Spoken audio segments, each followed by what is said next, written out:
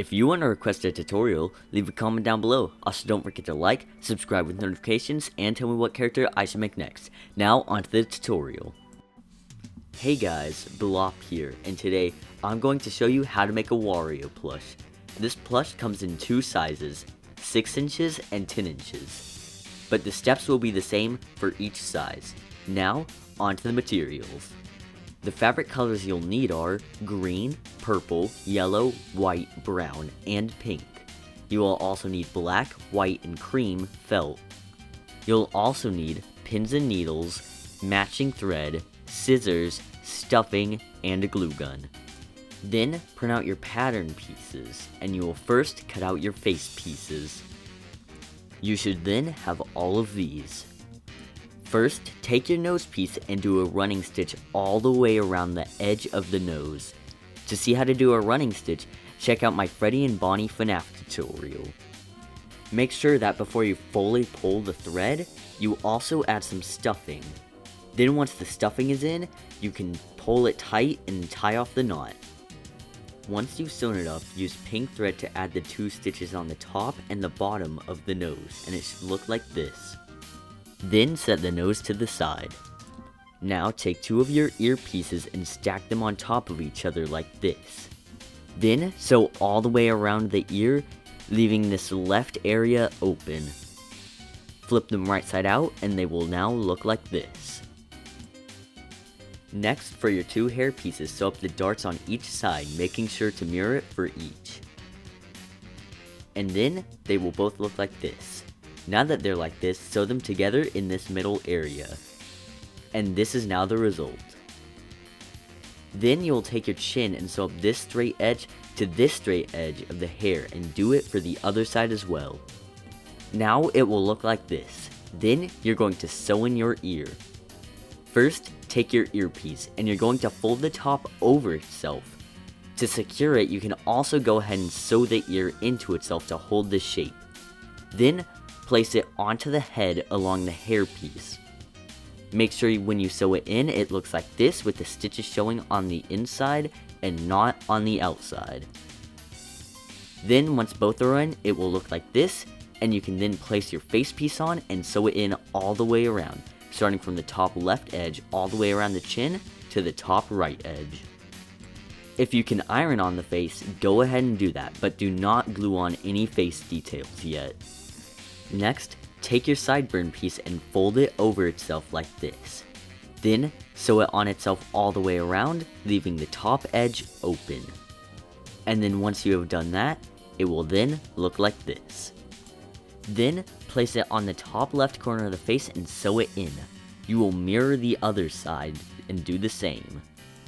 Next, take your 2 cap pieces, one white and one yellow, and place them on top of each other. Then sew them together from the bottom left edge all the way around to the bottom right edge.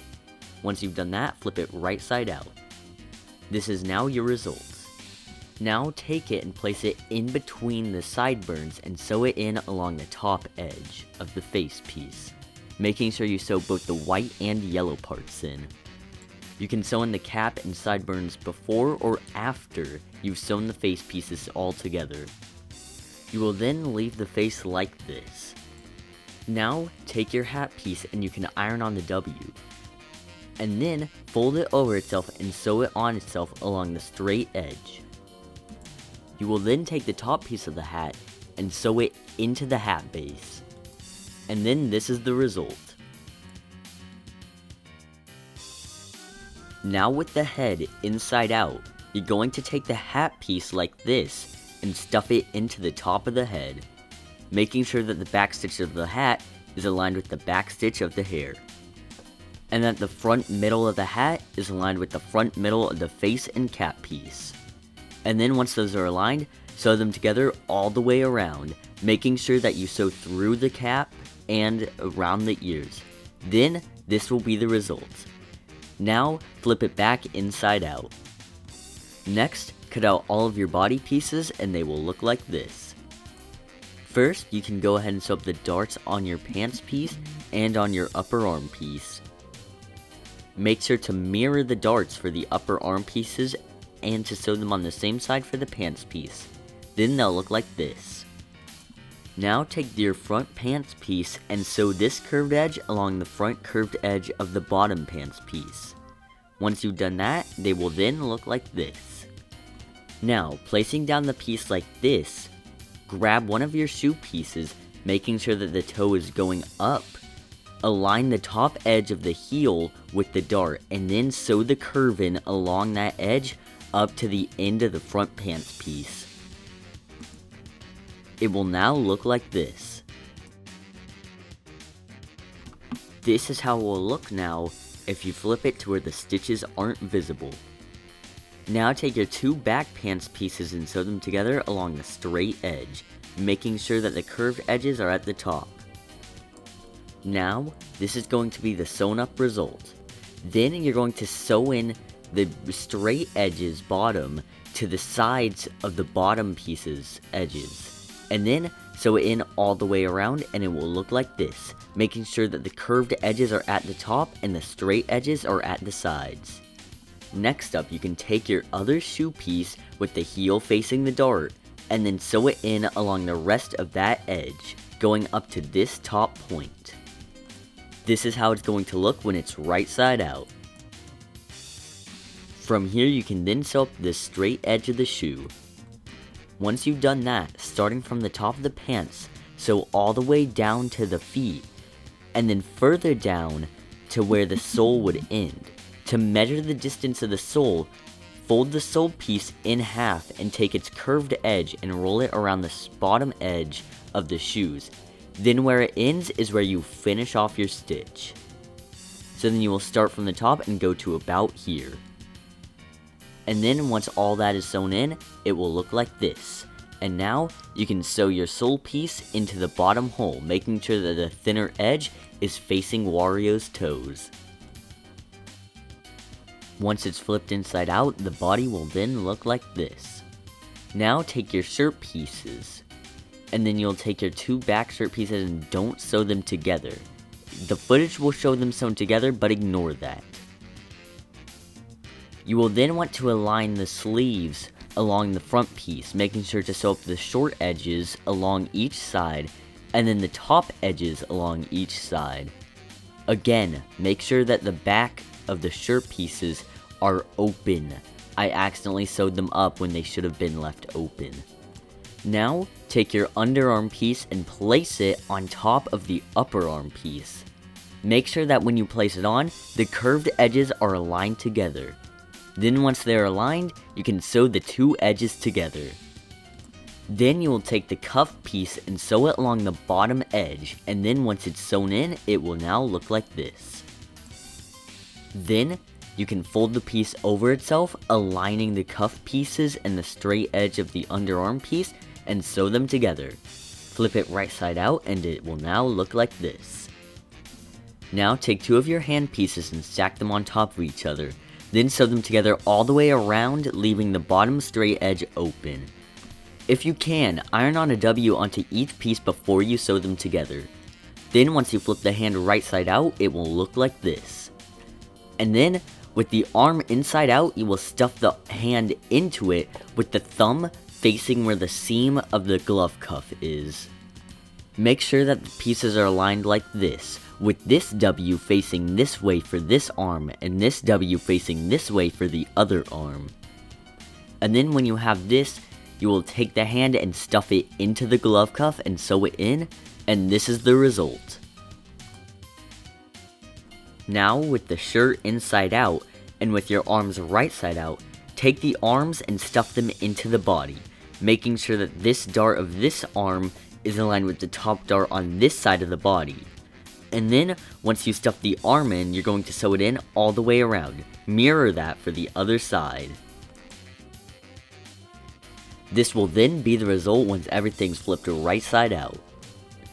Now, take two of your overall straps and starting from the top, sew them together all the way around, leaving this top curved edge open. And then, once you flip them right side out, they're going to look like this. Now, make sure that you have both them sewn and that they look like this. Now, with your shirt right side out, stuff it in the inside out body. making sure that the front of the shirt is aligned with the front of the pants and that the back of the shirt is aligned with the back of the pants. And then, once you stitch the sides of the shirt to the sides of the pants, and once you sew the back of the shirt to the back of the pants, you can sew them together all the way around. Now, once you come up to the seam in the back of the pants, leave about 2 inches off of each side, so leaving those holes open. Now, you're going to take one of your overall straps and have it positioned like this, and then take it and slide it into the right side of the hole, making sure that the seam is at the top. Then, do the same for the left side, making sure to mirror it. Once it's sewn in, it will look something like that, and then make sure to also sew up the top. Once the top is sewn up, you're going to take the head and stuff it inside of the body, making sure that the front of the chin is facing the front of the shirt, and that the back seam of the hair is facing the back seam of the shirt, and the side seams of the head are facing the side seams of the shirt. Then sew them together all the way around, and then once you've done that, flip it right side out through the hole you left in the back. And now, on the back, I forgot to do this, but make sure that you also sew in your hair piece along the back edge, aligning the middle of the hair with the middle of the hair piece.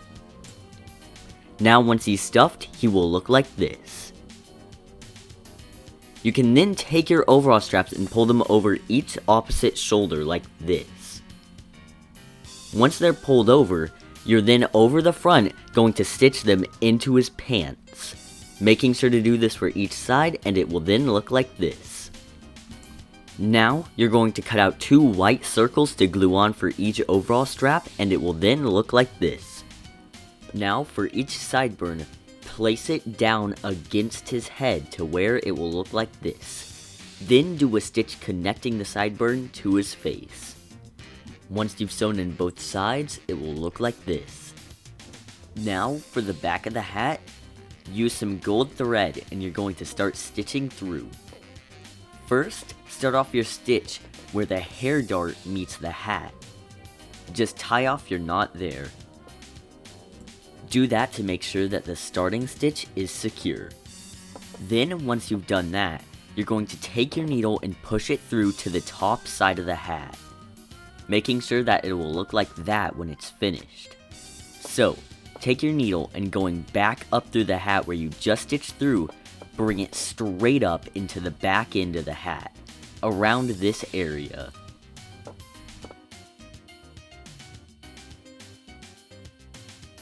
Now that you have done that, you're then going to take your thread and pull it straight across the hat, and then go back through the hat into the other dart on the side of the head. Make sure that when you go through, it's aligned with the other dart.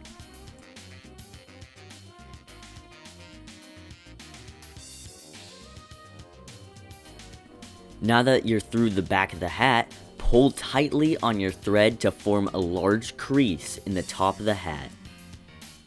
And then, once you've done that, you will tie off the knot, and the hat will look like this. Don't be afraid to do some extra stitches to secure it. Now that you have done that, go ahead and take your mustache pieces and position them above the teeth, and then you can glue them on, and they will look like this. If you couldn't iron on the face, you should glue the face on before the mustache. And now that your mustache is glued on, you're going to take your nose and glue it on. Make sure that after you've glued it on, you also stitch around it to secure it. And then once you've done that, your plush is finished. If you made this plush or are planning to, leave a comment down below. Also, don't forget to like, subscribe with notifications, and tell me what character I should make next. I'm also planning on remaking my Mario and Luigi tutorial at some point, heavily based on the Mario Party 5 plushies now that I own them and can analyze their patterns better. So that's it for this video, and I'll see you guys next time.